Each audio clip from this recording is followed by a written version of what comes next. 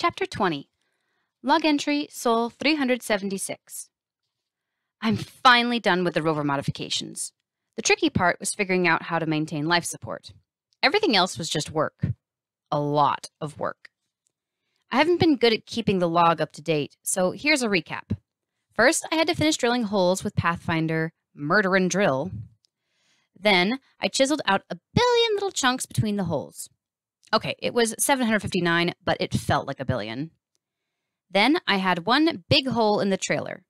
I filed down the edges to keep them from being too sharp. Remember the pop tents? I cut the bottom out of one, and the remaining canvas was the right size and shape.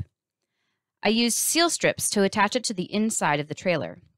After pressurizing and sealing up leaks as I found them, I had a nice big balloon bulging out of the trailer. The pressurized area is easily big enough to fit the oxygenator and atmospheric regulator. One hitch. I need to put the AREC outside. The imaginatively named atmospheric regulator external component is how the regulator freeze separates air. Why sink a bunch of energy into freezing stuff when you have incredibly cold temperatures right outside? The regulator pumps air to the AREC to let Mars freeze it. It does this along a tube that runs through a valve in the HAB's wall. The return air comes back through another tube just like it. Getting the tubing through the balloon canvas wasn't too hard. I have several spare valve patches. Basically, they're 10 by 10 centimeter patches of HAB canvas with a valve in the middle. Why do I have these? Consider what would happen on a normal mission if the regulator valve broke. They'd have to scrub the whole mission. Easier to send spares. The AREC is fairly small. I made a shelf for it just under the solar panel shelves. Now everything's ready for when I eventually move the regulator and AREC over. There's still a lot to do. I'm not in any hurry. I've been taking it slow. 1 4-hour EVA per day spent on work, the rest of the time to relax in the HAB. Plus, I'll take a day off every now and then, especially if my back hurts. I can't afford to injure myself now. I'll try to be better about this log. Now that I might actually get rescued, people will probably read it. I'll be more diligent and log every day.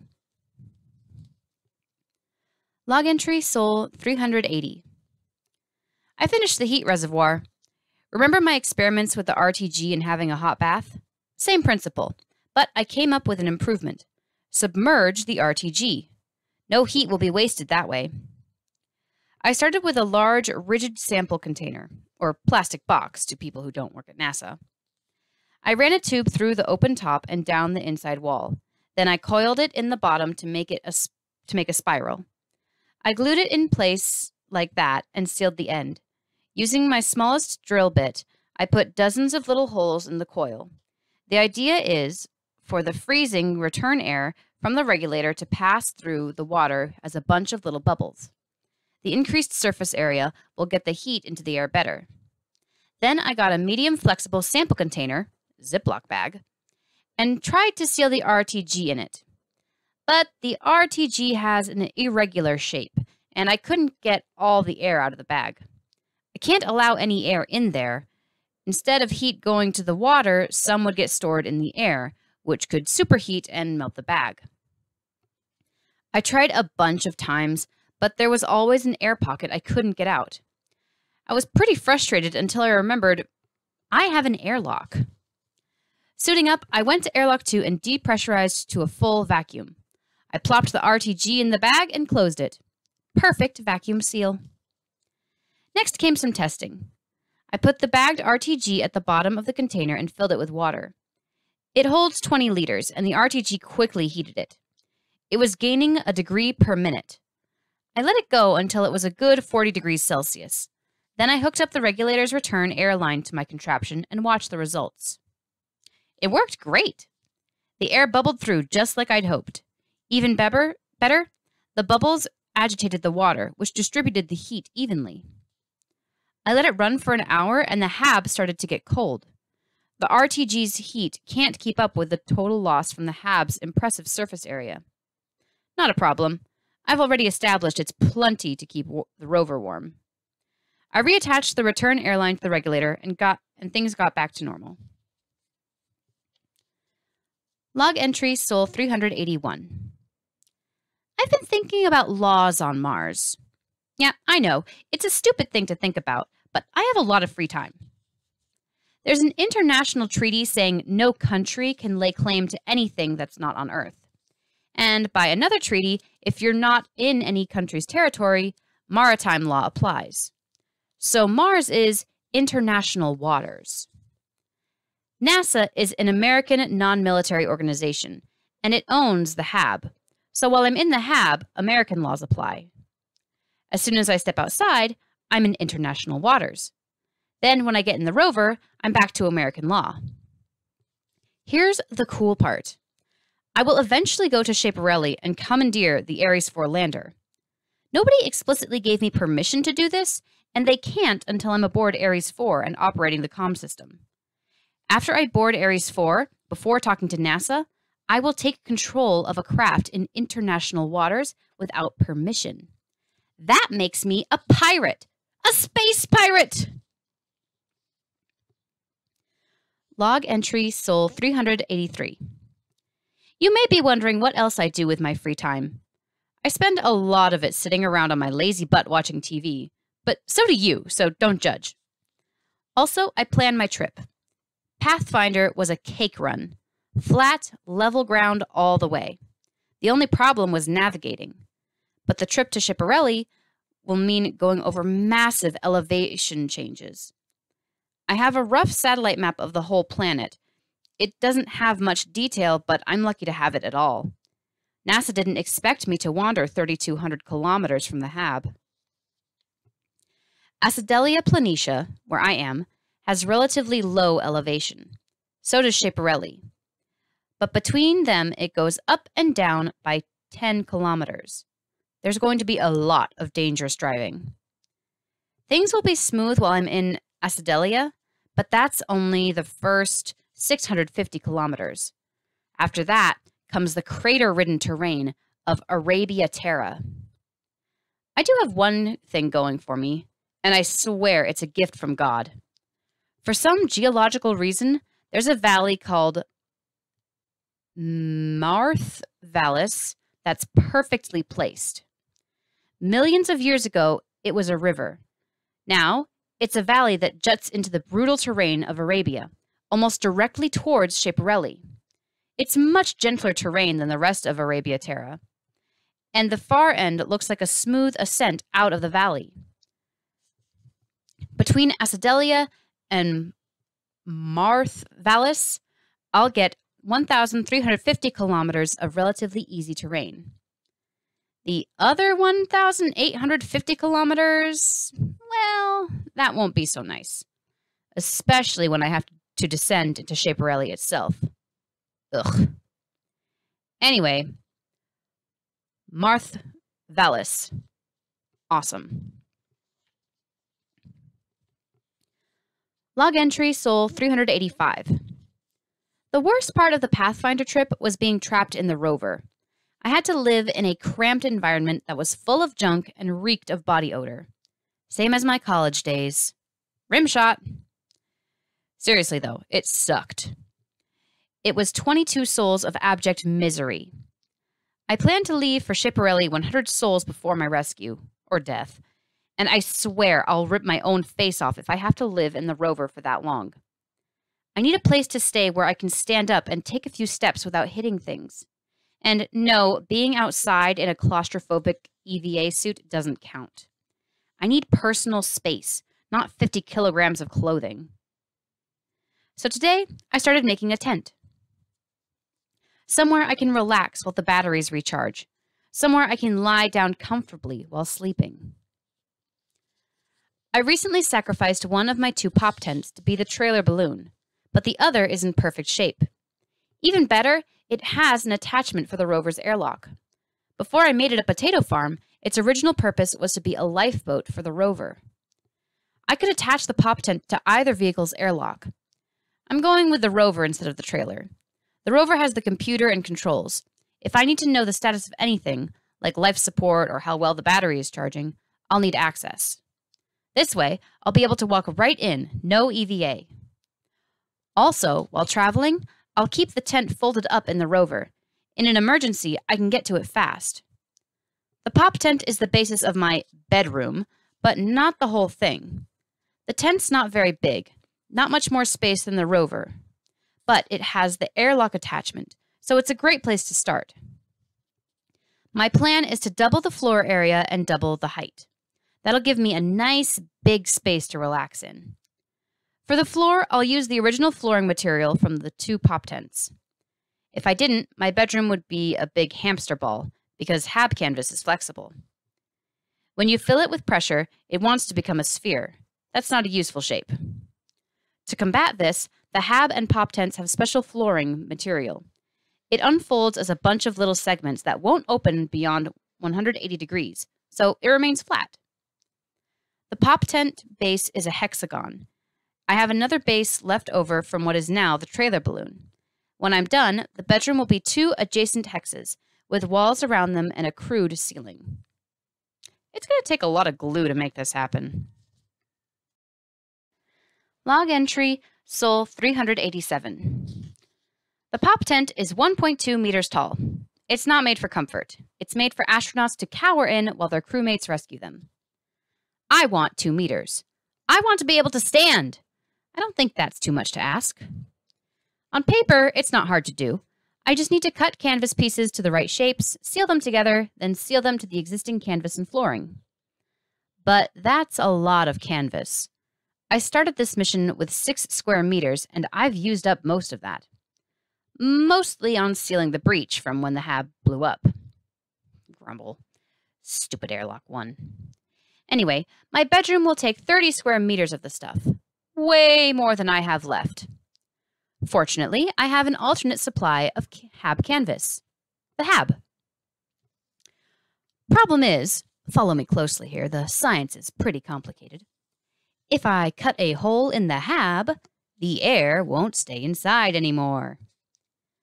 I'll have to depressurize the HAB, cut chunks out, and put it back together, smaller. I spent a day figuring out the exact sizes and shapes of canvas I'll need. I need to not screw this up, so I triple-checked everything. I even made a model out of paper. The HAB is a dome. If I take canvas from near the floor, I can pull the remaining canvas down and reseal it.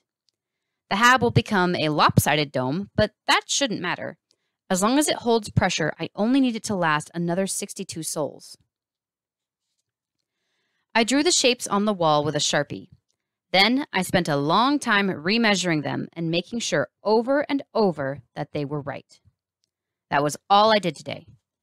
Might not seem like much, but the math and design work took all day. Now it's time for dinner. I've been eating potatoes for weeks. Theoretically, with my 3-quarter ration plan, I should still be eating food packs. But 3-quarter ration is hard to maintain, so now I'm eating potatoes. I have enough to last till launch, so I won't starve, but I'm pretty sick of potatoes. Also, they have a lot of fiber, so let's just say it's good I'm the only guy on this planet. I saved 5 meal packs for special occasions. I wrote their names on each one. I get to eat depart the day I leave for Schiaparelli. I'll eat halfway when I reach the 1,600-kilometer mark, and arrival when I get there. The 4th one is survived something that should have killed me, because something will happen, I just know it. I don't know what it'll be, but it'll happen. The rover will break down, or I'll come down with fatal hemorrhoids, or I'll run into hostile Martians, or some other crap. When I do, if I live, I get to eat that meal pack. The 5th one is reserved for the day I launch. It's labeled Last Meal. Maybe that's not such a good name. Log entry Sol 388. I started the day with a potato.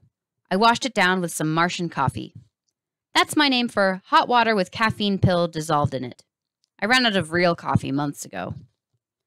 My first order of business was a careful inventory of the HAB. I needed to root out anything that would have a problem with losing atmospheric pressure. Of course, Everything in the HAB had a crash course in depressurization a few months back, but this time would be controlled, and I might as well do it right. The main thing is the water. I lost 300 liters to sublimation when the HAB blew up. This time, that won't happen. I drained the water reclaimer and sealed all the tanks. The rest was just collecting knickknacks and dumping them in airlock 3. Anything I could think of that doesn't do well in a near vacuum. All the pens, vitamin bottles, probably not necessary, but I'm not taking chances. Medical supplies, etc. Then I did a controlled shutdown of the HAB. The critical components are designed to survive a vacuum. The HAB depress is one of the many scenarios NASA accounted for. One system at a time, I cleanly shut them all down, ending with the main computer itself. I suited up and depressurized the HAB. Last time, the canvas collapsed and made a mess of everything. That's not supposed to happen. The dome of the HAB is mostly supported by air pressure, but there are flexible reinforcing poles across the inside to hold up the canvas. It's how the HAB was assembled in the first place. I watched as the canvas gently settled onto the poles. To confirm the depressurization, I opened both doors of airlock 2. I left airlock 3 alone. It maintained pressure for its cargo of random crap. Then I cut things up. I'm not a materials engineer. My design for the bedroom isn't elegant. It's just a 6-meter perimeter and a ceiling. No, it won't have right angles and corners. Pressure vessels don't like those. It'll balloon out to a more round shape. Anyway, it means I only need to cut 2 big strips of canvas. One for the walls and one for the ceiling. After mangling the HAB, I pulled the remaining canvas down to the flooring and resealed it. Ever set up a camping tent? From the inside? While wearing a suit of armor? It was a pain in the ass. I repressurized to 1/20th of an atmosphere to see if it could hold pressure. Of course it couldn't. Leaks galore. Time to find them. On Earth, tiny particles get attached to water or wear down to nothing. On Mars, they just hang around. The top layer of sand is like talcum powder. I went outside with a bag and scraped along the surface. I got some normal sand, but plenty of powder too. I had the HAB maintain the 1/20th atmosphere, backfilling as air leaked out. Then I puffed the bag to get the smallest particles to float around. They were quickly drawn to where the leaks were. As I found each leak, I spot sealed it with resin. It took hours, but I finally got a good seal. I'll tell you, the HAB looks pretty ghetto now. One whole side of it is lower than the rest. I'll have to hunch down when I'm over there. I pressurized to a full atmosphere and waited an hour. No leaks. It's been a long, physically taxing day. I'm totally exhausted, but I can't sleep. Every sound scares the crap out of me. Is that the HAB popping? No? Okay. What was that? Oh, nothing? Okay. It's a terrible thing to have my life depend on my incompetent handiwork. Time to get a sleeping pill from the medical supplies. Log entry Sol 389. What the hell is in those sleeping pills? It's the middle of the day. After 2 cups of Martian coffee, I woke up a little. I won't be taking another one of those pills. It's not like I have to go to work in the morning. Anyway, as you can tell from how not dead I am, the HAB stayed sealed overnight. The seal is solid. Ugly as hell, but solid. Today's task was the bedroom. Assembling the bedroom was way easier than resealing the HAB, because this time I didn't have to wear an EVA suit. I made the whole thing inside the HAB. Why not? It's just canvas. I can roll it up and take it out an airlock when I'm done. First, I did some surgery on the remaining pop tent. I needed to keep the rover airlock connector and surrounding canvas. The rest of the canvas had to go. Why hack off most of the canvas only to replace it with more canvas? Seams. NASA is good at making things. I am not. The dangerous part of this structure won't be the canvas, it'll be the seams. And I get less total seam length by not trying to use the existing pop tent canvas. After hacking away most of the remaining tent, I seal stripped the 2 pop tent floors together. Then I sealed the new canvas pieces into place. It was so much easier without the EVA suit on. So much easier. Then I had to test it. Again, I did it in the hab. I brought an EVA suit into the tent with me and closed the mini airlock door. Then I fired up the EVA suit, leaving the helmet off. I told it to bump the pressure up to 1.2 ATM. It took a little while to bring it up to par, and I had to disable some alarms on the suit.